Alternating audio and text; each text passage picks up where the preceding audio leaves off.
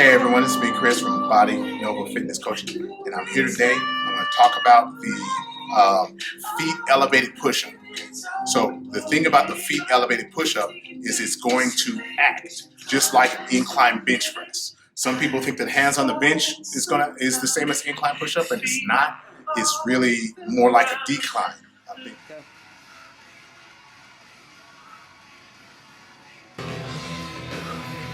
All right, so one of the things with the push-up, this feet elevated push-up or feet on a step or whatever, is sort of similar to the incline bench press in that the less angle that you have, so the more closer you are to being flat, is going to act more of the chest, okay?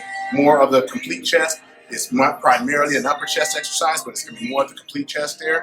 As you elevate your feet more, that's going to get more, it's going to involve your upper chest and shoulders more. So, but you can actually go too far because remember, if you keep going up and up and up, you start to get straight vertical, and it's going to be just like a handstand push-up, okay, which is more like a shoulder press, and you're going to use your shoulders more, and you might not be ready to do that.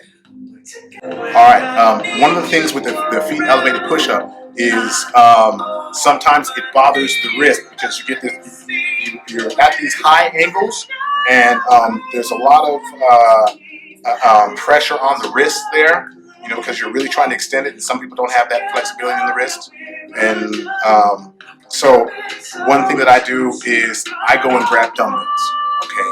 Okay, so if I don't have the perfect push-up handles or anything like that there, I will grab the dumbbells, and as you'll see, I'll turn them this way in a neutral grip, and I'll go ahead and I'll execute my push-ups from there, and that'll alleviate the pressure on my wrist, especially